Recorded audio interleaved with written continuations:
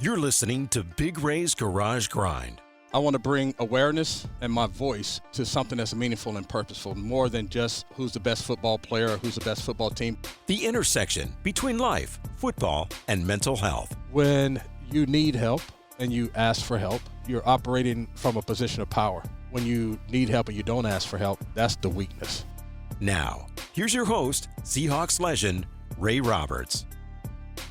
Big fam, like it's been a minute going through the preseason and trying to find some time to get back on the mic. But this is Big Ray's Garage Grind, where we try to always focus on leveling up our mental health game. And today's episode, just like the previous episodes, are brought to you by the Mindful Therapy Group. And I just want to send a big shout out to Derica and Jessica, the founders, who came down with like some pneumonia the last few weeks and have been battling all of that. So hopefully you guys are feeling good and healthy now.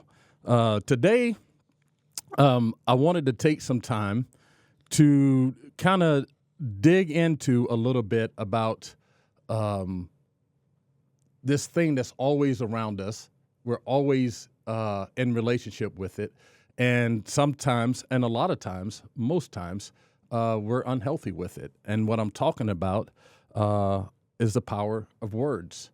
Whether you're speaking them or you're hearing them, or if you're just thinking them, what we hear and the words we use shape our reality. And if it shapes our reality, then it's also shaping and forming and impacting our mental health. And so I just want to talk a little bit about that today. And just like any other time, we try to bring current topics and stories into the podcast, so it's just not my story all the time.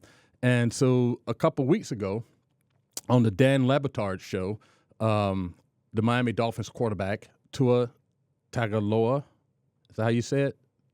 We're going to say Tagovailoa. Tagovailoa. I practiced that like all night, and I could not make it. The Southern drawl makes it hard with those words. So we're going to call him Tua moving forward. But on the Dan Le Batard show, he was asked by Dan, what's the difference between his current coach, Mike McDonald, and his former coach, Brian Flores? And to, I think, everybody's surprise, Tua gave a shockingly blunt quote comparing the two, his experience under both of those coaches. And just to kind of, I'll read from you what he said. And this is what Tua said. And he said, to put in simplest terms, if you woke up every morning and I told you that you suck at what you did, that you don't belong doing what you do, that you shouldn't be here, that this guy should be here, that you haven't earned this right. And then you have somebody else, new coach Mike McDonald, so that was talking about Brian Flores.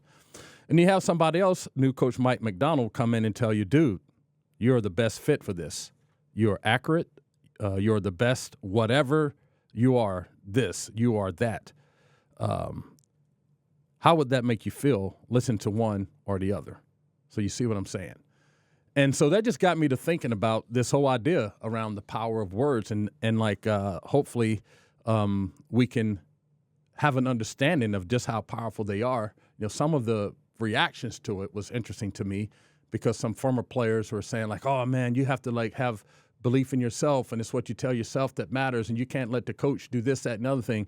And to some of that I agree with. Obviously like our self-talk is important, and we'll get to that a little bit. But I think the thing that they were missing, the dynamic that they were missing in that relationship, is the power dynamic.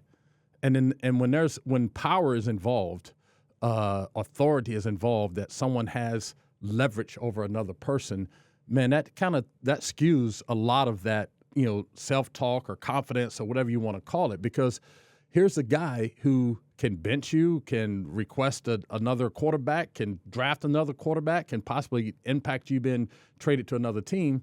And that's the dude who's preaching this negativity into your life.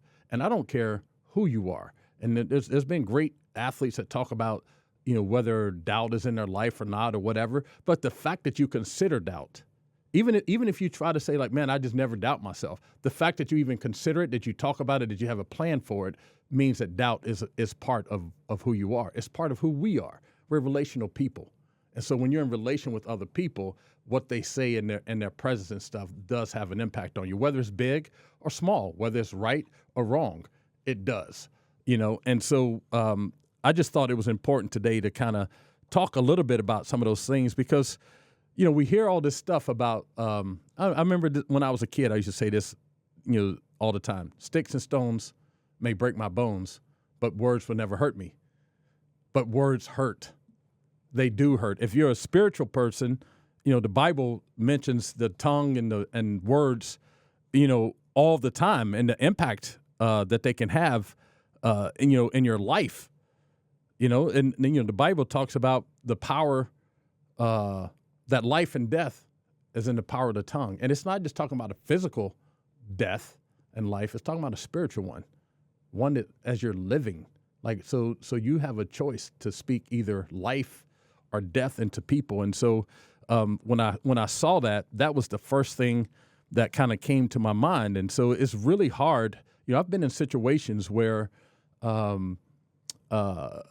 I didn't feel like the person who had the power in the relationship, whether it's a working relationship or friendship or whatever, the way that they were speaking to me and the way they thought of me and the words that they used really impacted how I responded. And it kind of impacted how I saw myself. And so I would always consider myself a pretty confident dude. I try to speak life into myself as much as I can. But it doesn't always happen. And if you're so perfect that what people say doesn't impact it, then man, great for you. But I guarantee you, there's not many people that are that way. And if the words weren't impactful, then if someone said something negative to you and you responded in a aggressive, negative way, then it's still impacting you. Even the positive words, when you respond to the positive words, then you're responding to what people think or say about you. And so the idea that like other people's words shouldn't have any impact on you is kind of a dream state to be in. It's not reality because it does have an impact on you. And so I just kind of wanted to dive a little bit into this idea around the power that words have. And I'd like to ask a question, for you guys to consider as we're thinking through this portion of it. Think about how words you use can build someone up or tear them down. And we, like I said, we toss around these phrases around words will never hurt, but they do. And like we've already talked about some of the stuff in Scripture about the power of words. And then think about the last time that someone spoke to you in a way that moved you in either direction, positively or negatively. And, it's interesting that this is the conversation because this past weekend, an old teammate of mine from Virginia, Matt Quigley, who was a defensive lineman from Florida that played with me, and we entered UVA at the same time, had a lot of battles in practice. Sorry, Matt. I had to put it on you from time to time. But we were talking about our defensive line coach, Danny Wilmer, and Danny Wilmer can be kind of a conundrum, so to speak. But that dude sat in front of my mom on a recruiting trip when he came to see us, and he looked my mom right in the eye, and he said, "I will take care of your son. When he leaves Virginia, he will be a man." And my mom believed him because she liked the positivity that he was speaking into my life. And my dad was just like, "Hey, man, go hit somebody," But my mom was really worried about how her son was going to be raised and stuff. And so I can remember as a 6'5", 250-pound defensive end walking around grounds and through our facilities and things. And when you're an older kid when you're a taller kid and most of your friends are shorter, you tend to kind of walk kind of bent over, crouched down a little bit because you want to feel like you're short, down at their level. It's kind of a subconscious thing, but it happens. And so one day I was walking through the hallways, and Coach Wilmer, this is my first year at Virginia, came up behind me and grabbed me by the shoulders, and he pulled my shoulders back, and he lifted my head up, and he said, you belong here. So I want you to walk around here like you own this place. This is your weight room. This is your gym. This is your field. This is your helmet. This is your locker room. This is your team. You belong here. And I'm not going to lie. Like, honestly, the very next day, I was a different dude. Just my approach to what I was doing, I was doubting, not that I could play on that level, but, man, I came from, like, really, like, limited means and resources. And all of a sudden you're at UVA and kids are driving BMWs and Mercedes and you're going to class with 200 people and you're trying to figure out, like, man, am I smart enough to, like, hang in here with all these folks? So there's a lot of other doubt around my existence at the university that I needed somebody to speak that life into me. And so Coach Wimmer was able to do that. And so in that instance, he chose to speak positivity and life into this guy who came from nothing. I mean, absolutely nothing, and was at this place where all the world was in front of me. And he could see something in myself that I couldn't see at the time, but he spoke to it. And when he spoke to it, it woke up inside of me, and I just became a different dude. So, like, the power of what we say and what we do absolutely 100, 1,000% matters. And so think about, some of the words that you say to people. Think about how you interact with people. Think about how you engage with people. Think about some of the words that we choose to use, and then start to think, like, how does that impact the people around me? And how does it impact the people that are receiving and hearing this? Another example is when I started coaching at Lake Washington High School, which is an interesting story because I was an assistant coach at Interlake High School with Luke Heward and Sheldon Cross. And I decided, like, you know what? I think I want to be a head coach. And so I went online, I applied for the Lake Washington job, and then I get halfway through the application, I go like, I don't think I want to do this. So I kept hitting the cancel button. Well, then a couple weeks later, I get this call from Lake Washington School District, hey, like, we want to set up this interview. And I'm like, well, I didn't apply for the job. And they're like, well, in here on our thing, you submitted the application 4 times.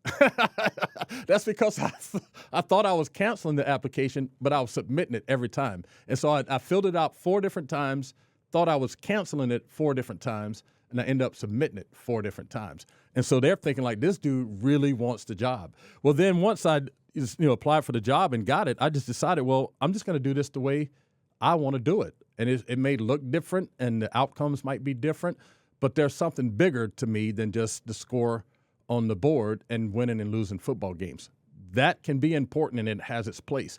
But for me, that's not where I was. And so I came across this book called The Season of Life. And it was about this former Indianapolis Colts player, Joe Ehrman. And he was a team captain like in the 70s or something. And he was coaching at a high school in Baltimore. And he decided to run a program that he called Building Men for Others. And so the way they went about their work and the things they did and the way they treated the players, the words that they used, all those different things, I tried to mimic at Lake Washington. So the first 3 words that we learned as a team was, I love you. And so our team looked at me like, what? Like, at the time, I'm like 335 pounds. They know me from, playing for the Seahawks and the Detroit Lions and all this other kind of stuff. And this big old dude is standing in front of the team saying, we need to learn these 3 words. I love you. And so it was a really interesting thing. But I had all of our assistant coaches read this book. Because the cool thing about the book is it wasn't saying that you can't get after players and things like that. But it was like the difference was between being firm and fair versus being shaming and blaming and screaming and yelling just for the sake of screaming and yelling and calling it coaching. Because we were trying to do something bigger, even in Kirkland, Washington, where you go over there and you see the big houses and the water and all this other kind of stuff. Kids still need to know that they're loved. Kids still need to have a hug. Kids still need to know that they're enough. And so we would routinely line up as coaches, and as the players are walking off the field after practice, we give them hugs, tell them that they're enough. Sometimes that's the only place that they hear it. And so my intentions at that school wasn't necessarily to win football games. It was to win hearts and minds and to build men. that were good citizens in the school, good citizens in the community, and that they were good brothers and sons and husbands and friends and colleagues or partners or whatever it was going to be. That's what we tried to do. So we tried to speak, positivity into what they were doing. And if you're ever coaching or you're working with young guys, man, The Season of Life is a very good book to read. There's some very, he was at a private school, so there's some things that he was able to do that you maybe can't do at public schools, but there's some things that you can do. There's some things that you can duplicate, So like, for instance, like our coaches, you can be firm and fair, like I said, but if you're coaching a player to take a certain step or make a certain throw and they can't make it, the response isn't to keep yelling. The response is to figure out another way to coach it, or this person just isn't the guy for the job. And so then we find somebody else, and then we keep coaching that kid up. And so it wasn't an atmosphere of screaming and yelling and in your face and grabbing face masks and grabbing jerseys and challenging people's manhood and all that kind of stuff. It was a culture of trying to build men so that they lifted up the community. So in that sense, we kind of flipped this whole power word thing on its head. And one of the stories that was really cool from that was there's this one player that just always seemed to be in trouble. And when I took the job at Lake Washington, I went and talked to a bunch of the school teachers because I just wanted to make sure that they were on my team and understanding what we're trying to get done. And they said, hey, this particular guy shouldn't be on the football team. And I said, well, why? And they were giving me all these reasons why, all the acting out and stuff. And I said, well, you know what? That's the one player I came here for.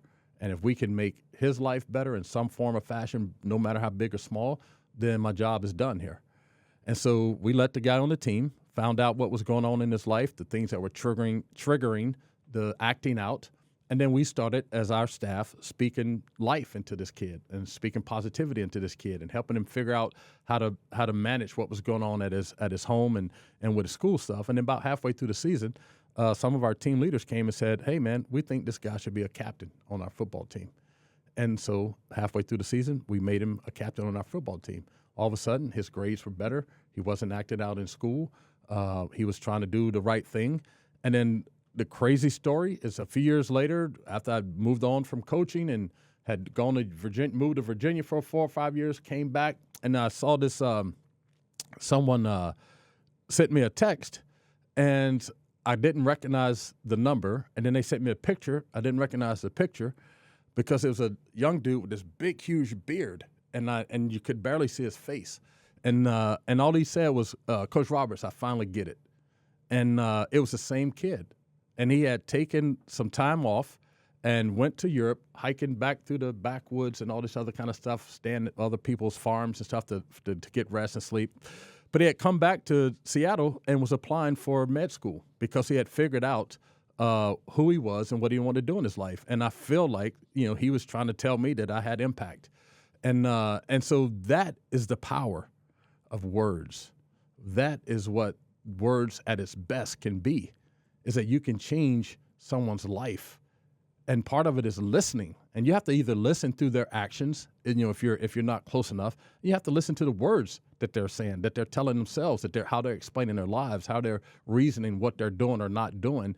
And then you can use your words and actions to speak life into this person. And so this idea around the power of words, man, like you have no idea who is going to say it. Have no idea of when the words you choose to use is going to land on a person a certain way. And so I would challenge you to always choose, as best you can be, not to lie about things and not to be, not telling people the truth, but you can tell the truth and be firm and fair about it without being shaming and demeaning and beating people down. I would imagine that Tua probably had unbelievable anxiety coming to work every day. I dealt with anxiety, not from the way people were talking to me, but just anxiety in general. But the fear of what is going to come next, the fear of what this coach was going to say to him, the fear of like, man, am I going to be able to do enough today to keep this dude off of me? Am I going to be able to show him that I can do this? Is what what I'm putting on tape is what he wants to see.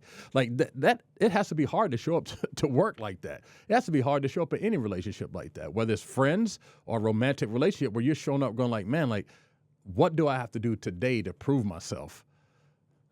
And not in a positive way, but in a like, I have to figure out how to change this person's mind about me, how to change this person's opinion about me, how to break this cycle of negativity because it's impacting in such a negative way. And so I can't imagine how that must felt. But then also, I can imagine how it felt when a Mike McDaniel comes and goes like, yo, man, you're my guy. You're the only guy in the league that fits what we're trying to do. You're perfect at it. You're the right person for it. And then all of a sudden you see, what he's been able to do. And people can say, yeah, well, he got fast receivers. He has this, that, and you still got to throw it to him. Like you can't throw it 10 yards behind him and be like, yeah, we got fast receivers. You can't overthrow him by 10 yards and be like, yeah, you got to put the ball on him. And he's been able to do that. And from what I can tell, he seems like a pretty good leader on the team, and people respect him, and he goes about his work, and he works really hard at it. So, man, the words that we speak to people are so powerful that you can, like I said, you can either speak life into someone. The words can kill, or the words can give life, and they're either poison or they're fruit, and you get to choose. So what are you choosing when you're communicating with other people? The Mindful Therapy Group, based in the Pacific Northwest, is a diverse group of qualified mental health providers offering both in-person and virtual care. Whether it's talk therapy or medication management, you can book your first visit within 1 week. Visit mindfultherapygroup.com to start your journey to better mental health today. And I will say again, the mental health, the Mindful Therapy Group have been amazing friends. Outside of this podcast, Derek and Jessica are probably two of my best friends. And we get to have great conversations. We get to have difficult conversations. We get to have a lot of fun together, do a lot of cool things together. So if you're facing any type of mental health challenge, the Mindful Therapy Group is a great group to reach out to. They represent thousands of therapists for telehealth, but they also have physical buildings here in Seattle and in Arizona and Denver. I think they just opened up a place in Vegas. So they have places all over the place where you can get assistance. The other part about the words, and we talked about this a little bit, is the self-talk. And this is the part that's important. That's really, really interesting. And this is kind of where I kind of do agree with some of the players that were kind of pushing back at to giving power to someone else's words so much, even though that's really difficult to do when you think about the power dynamic in that relationship. But the self-talk, our self-talk is powerful. I think there's studies that say like 80% of all of our communication is what we say to ourselves. So 80% of your conversation throughout the day is you talking to yourself. And we usually use somewhere between 7,000 and 10,000 words a day. So if you think at the low end, 80% of that 7,000 is roughly 5,600 words that we're using, that we're saying to ourselves. So then what of those words and those phrases are positive and what of them are negative? And if you're like me, and this is a place where I struggle, I tend to be my own worst critic. When I was a player, I could have a great game and I have 2 bad plays. And I would score my whole game on those 2 bad plays. Oh man, I didn't play good enough. I need to be better. And there's nothing wrong with wanting to be better, but to look at 2 bad plays and use that to characterize your whole practice or your whole game, that's not the way to go about it either. Even the work, when I played football for 10 years, started playing football when I was 6 years old. And when I got to the corporate world, man, I had no experience of like how to run a meeting, if any of my ideas were corporate, ready. And so this whole idea of like imposter syndrome was sitting in. Like I just didn't feel like I belonged, or I didn't feel like people were going to respect, what I had to say or what I had to do because I'm this football player guy.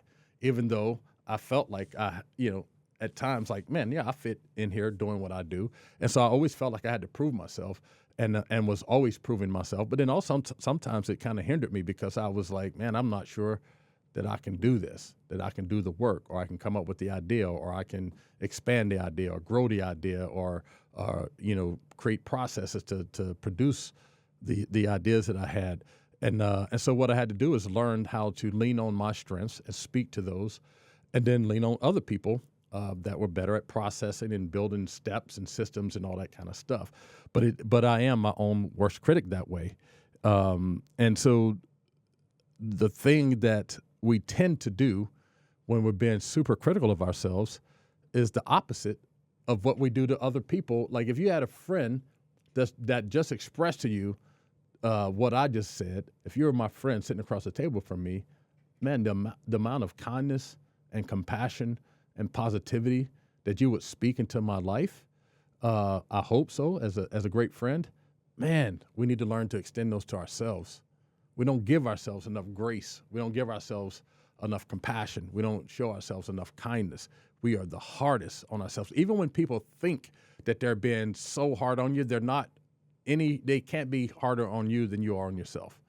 And so this idea around our self-talk is important because it's reflected in our self-esteem, it's reflected in our confidence, it's reflected in our mental health. So when I was going through, and you guys have heard the story before, when I was going through this whole mental health thing, and I went to the After the Impact program and sponsored by the NFL, I got to the point where every morning I had to wake up and I had the legal pad of paper, yellow pad, it's longer than your normal piece of paper, and I would write down these affirmations every morning. As soon as my feet hit the ground, I was trying to reprogram my self-talk. And so, like I said before, I would put on there like, hey, I'm a great dad. I'm a great friend. I'm good at my job. Here are the people that I know that love and care about me. I've mentioned like my ex-wife, my kids, the guys I do the broadcast with, NASA and Paul and Bumpus and Babineau and Brian, Dave Wyman, Steve Rabel, all those guys, I know that they care about me. And so I would, every single morning, this whole list of affirmations, I would write that down the first thing in the morning because that was what I wanted to be fresh on my mind. I wanted every thought I had to be generated through those affirmations. And then at night, before I went to bed, I'd write the same list all over again. I wouldn't pick up the list and read it through. I would write it out. There's something about writing that imprints it on your mind and on your brain, because then when I went to sleep, whatever I was thinking about when I was sleeping, I wanted it to be generated by these positive affirmations. And so, I heard this guy one time say that that people don't fail. You always succeed. And what he was saying is like what you tell yourself, you will tend to accomplish that. So if you're constantly telling yourself in a job situation or a performance situation or what have you, relationships, that you're not enough, you will start to do things to prove that right. So then at the end of the day, you can say, see, I'm not enough. And so what you tell yourself really matters. And that happens a lot, in relationships, romantic relationships, where one of the people in a relationship have had tough relationships and they've been in and out of relationships, and they start to tell themselves that they're not enough, that they're not good enough. But then the more they tell themselves, the more things they do that then manifests itself and makes the relationship fall apart. And so then you can go, see, I'm not good enough. And so in that situation, just like this dude says, is that whatever you tell yourself, whatever you're telling yourself, that is what you're probably going to accomplish. So you're going to always be succeeding in that. It's kind of a weird way to look at it, but you're succeeding in your own negativity because that's what you keep speaking into your life. So then the challenge is then to shift that mindset and create a more positive self-talk and to generate, conversations with yourself that are more positive. Doesn't mean that negativity isn't going to creep in. Doesn't mean that you can't be truthful and honest with yourself, saying like, hey, man, I'm in over my head. But you can say, I'm in over my head, but what am I going to do about it? I'm in over my head. How can I help? And the way I went about it was like, man, like there's some skills that I don't have doing this job with Special Olympics, and here's some people that can fill the gap. So I hired a manager who is more of I can say we're at A, but we need to get to Z. And I know what Z looks like. And then she would go, well, here's the B, C, D, E, F, G, H. She would build all the little steps into it. And then I could be this visionary, encouraging leader that way. And then she was kind of maintaining the day-to-day stuff. And it worked.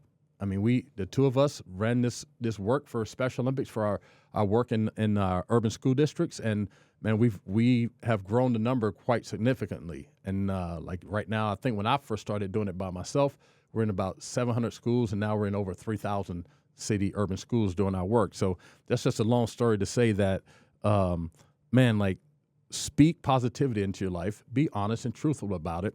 And in those places where you feel like you come up short, instead of thinking about it as a negative or talking yourself down, come up with a game plan to fill the gaps. And sometimes filling those gaps mean that you have to reach out and lean on other people, or you pick up a book, you pick up, you can get a free library card and there's all types of self-help books online that are good. Some of them are not that great, but some of them are really good.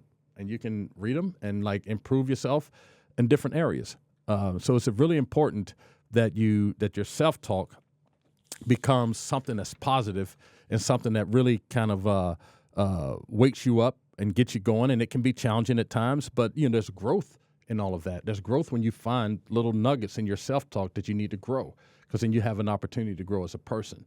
And as you grow as a person, you're actually impacting the other people around you, which brings me to this other concept around the ripple effect of how the words you use and how it impacts the people around you. And so the best way I can demonstrate this is that I remember years ago, had just retired from the NFL, and I wanted to build myself as this keynote speaker, motivational speaker. And a friend of mine who was a pilot for Southwest Airlines was like, hey, man, we have this convention going on with our pilots and with our flight attendants. And we need just some inspiration, like talk to us about building relationships and all this other kind of stuff.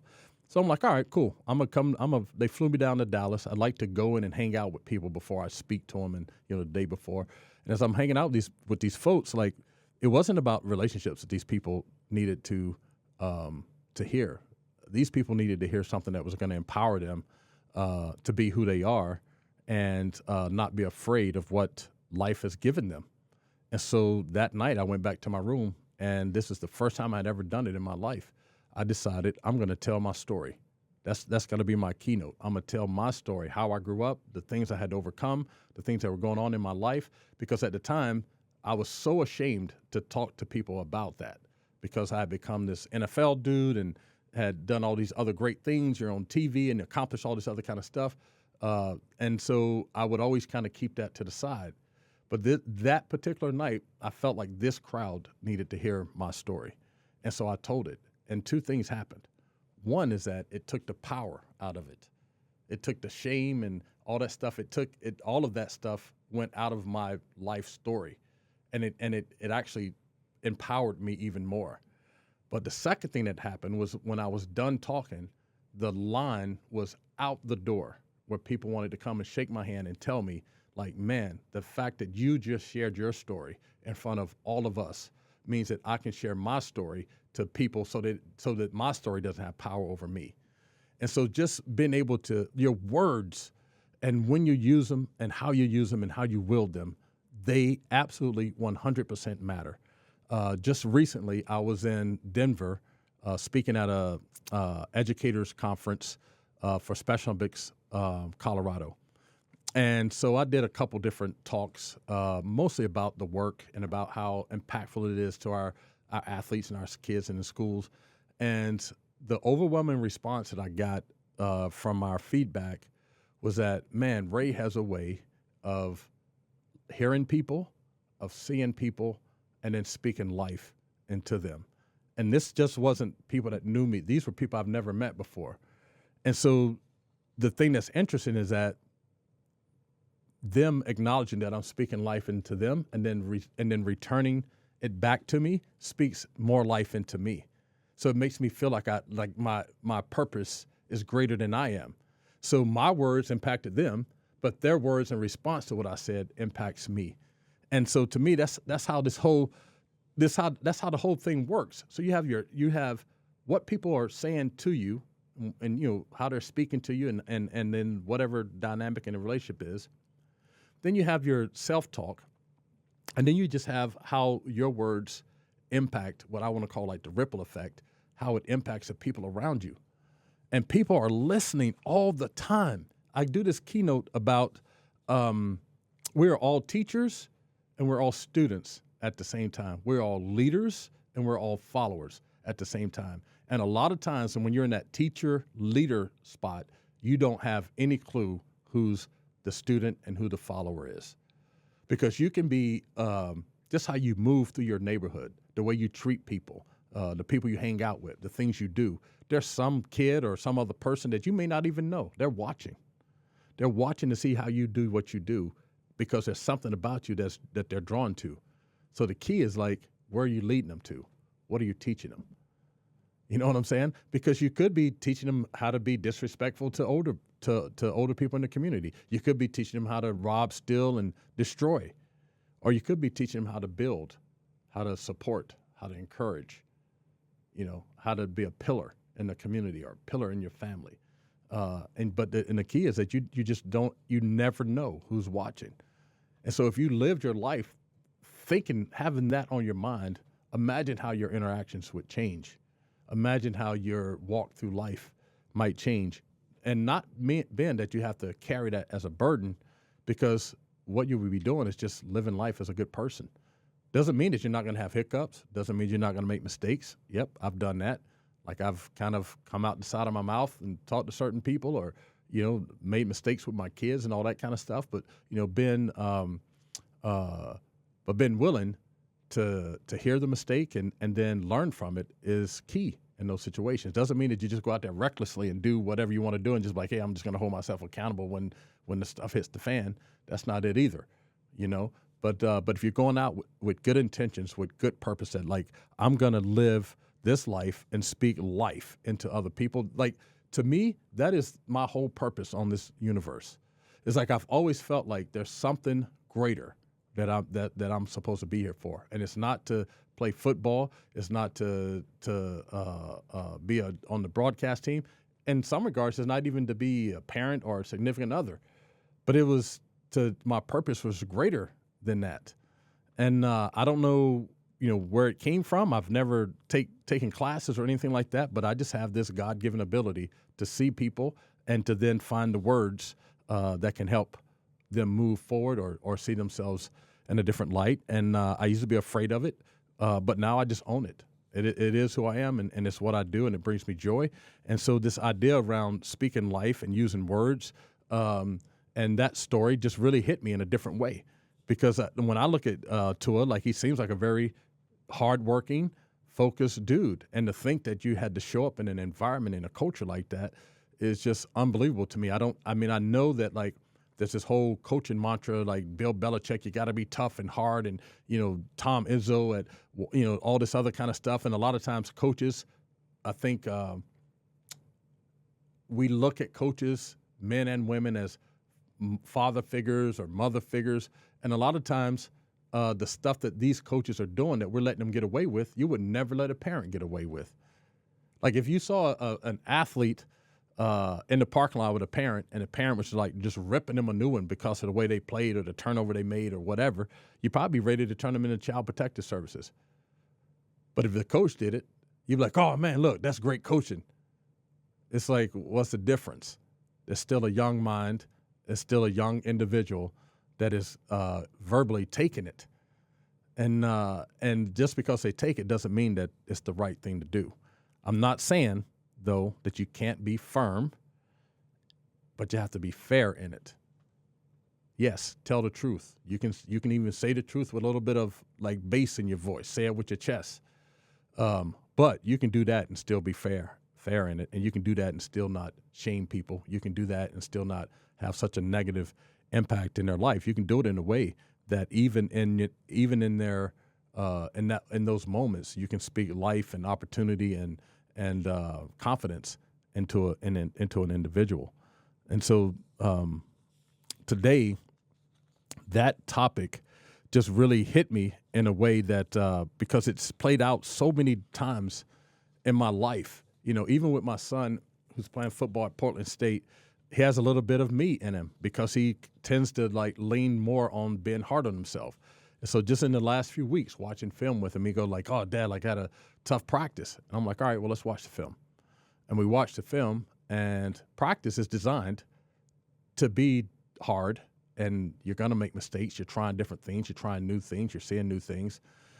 And he probably ran 25, 30 plays and probably had 3 or 4, if you want to call them bad plays. One was maybe like I'm not sure about the assignment. Another one was that he made the block, but it didn't look as pretty as he wanted it to look. So you think about his 4 or 5 bad plays was only maybe 2 or 3 bad plays.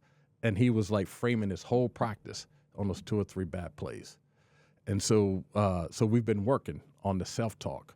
We've been working on how to speak, how to recognize where the improvement needs to be, but then not let that be the message that carries the day. And all of us sometimes need that reminder. I need it all the time. I have people in my life that I reach out to and just like, man, I'm struggling with this, that, or the other thing. And a lot of it comes from my own self-talk, my own fears. Anxiety is that. Anxiety is like holding on to what has already happened and looking forward to what might happen. And so I get so stuck in those 2 places sometimes that just creates unbelievable anxiety and doubt in my mind. And so I need other people to kind of lift me up with their words. And so that doesn't mean I'm soft. It doesn't mean I'm weak. It doesn't mean that I'm not capable. It just means I'm human. And we're a relational people. And so even your self-affirmation and your self-validation is impacted by our relationships, because that's how we don't live in a vacuum. You don't live by yourself. Like if you don't want to get too deep into it, but if you're a spiritual person, if you just read the Bible as a self-help book, not as trying to be a Christian or following God or whatever, you just read it about how to live a better life, how to do things right. A majority of the Bible is about maintaining relationships, because we are relational beings. And so the better way to do that is to have a more positive, be more positive with our words, be more encouraging with our words, speak the truth, be firm and be fair, but don't be shaming and demeaning and embarrassing and beating people down, basically killing people, their spirit with your words. So you literally could be a dead man walking or dead woman walking, because spiritually someone is just beating you down so much with their words that you just can't keep it moving. Before we finish, I did want to take this opportunity to this sweatshirt I have on. It's called Let Me Run. And Let Me Run is an organization that they have a boys chapter and a girls chapter, or men's and women's chapter, but it's boys and girls. These are little boys and girls between 3rd grade and 8th grade. And it's a running, they use running and training for like a 5K on how to be how to express yourself better, how to support people with your words better, how to maintain relationships. So it's a really big focus on the mental health part of it. And so here in Seattle, it's called if you go to seattle.letmerun.org, there are plenty of opportunities for donations, which they really need donations and sponsors. There's plenty of opportunities to coach one of the teams, because they're located all over Seattle, the Seattle area. And then the regional contact there is Jen Shevitz. And so I've spoken with her quite a few times, and it's been really difficult gaining momentum for support, especially financial support for this, to help kids with shoes and uniforms and the leasing space for them to run and stuff like that. And they also need coaches. And so it's a place where they're trying to get to young men early to kind of help them start to manage a lot of this stuff that we just talked about, which is how they talk to others, and more importantly, how they talk to themselves. And so then I want to wrap our little show up today with a challenge. And the challenge is, for the next week, pay attention to the words that you use, and pay attention how you talk to other people and how you talk to yourself. And when you find yourself being in that negative space, try to find a way to reframe it. Try to problem solve it versus making it a statement as to who you are. So you might say, like, hey, here's this thing that I'm doing, and I'm just not enough. I just can't do it. Another way to reframe that is, how can I learn to do this? What are the things I need to do to learn? Or who else can I lean on to help me get this done? Or who else can I lean on to teach me these different things? Because there's always people out there willing to share their knowledge and stuff. And so it's a slight nuance, but it's a change from you go to a growth mindset from a fixed mindset. Because in the fixed mindset, you're saying, I'm not enough, I'll never be enough, and there's nothing I can do to make me enough. And a growth mindset, you're saying, okay, this is a problem. Let me solve the problem. And that can be through more education. It can be through asking for help. It can be through, reading books. It can be through, challenge yourself to just take it one step at a time. But that kind of reframes what you're telling yourself and the words you're using. If you feel like you're about to say something negative to another person, like I said, if it's something truthful and you can say it with firmness and fairness, go ahead. But if you're just being negative for the sake of being negative, find another way, find something positive to say to that person, and then you can get to a place where you can discuss if this is something that's been harmful or hurtful to an individual or to people. You can get to a place where you can discuss that, but be mindful of the words that you're using. And what I'd like to do is, if you have opportunities or you have experiences where you've either reframed what you're thinking, or you've gotten words of affirmation from someone else and it's impacted you in a certain way, or you've given words to someone else that you hopefully will have a positive impact on them in a certain way, man, post it. Post it to Big Ray Roberts on Twitter. I'll put a little post up there on this different social media sites so we can kind of get it started. Because I want people to see the positivity that exists in the world. Because at this time, like with all the words and things that have been thrown around with all the politics and the presidential race and all that from both sides, man, it can be freaking toxic as all get out. And then you feel like you have to choose one of the sides, and then you have to then use the same words and use the same negativity and all those kinds of things. And these are supposed to be the leadership of our country, right? Man, you can change the narrative to a more positive one. You can hold on to whatever you believe. You can hold on to your political views, but you can find a way to express it in a way that is uplifting and that it's not tearing down, that is bringing us together, not pulling us apart, that is uniting our country and the people around, just uniting your community. It can be a conversation in your family. It can be a conversation with your best friend. It can be a conversation like me. If you sit next to me on a park bench, I don't care where we are, we're going to talk. It's just who I am. I'm going to learn out who you are, what you do, why you do it, how you do it, and how can I help. That's just kind of who I am. And so in those situations, man, I just want to hear what people are saying to each other and how you're going to change some of this negative self-talk and some of the negative talk that we have with other people to be something positive that we can lean on, that we can build on, that they can build their lives on. So thank you guys for listening, and remember that you have the power with your words to change your reality. It doesn't have to be what you say that you think is true in that moment. Speak positivity, be kind, be compassionate, be considerate of yourself. Extend that stuff to yourself, one word at a time. Doesn't mean it's going to happen overnight. Doesn't mean you're going to spew out this long paragraph, 5-page paper and your life is going to change. Just one word at a time, one day at a time. Be more positive with yourself and be more positive with the people around you. And keep grinding and keep growing. So as always, we always finish up with our 3 things. It's okay to not be okay. If you need help, reach out to your medical provider for medical health for mental health guidance.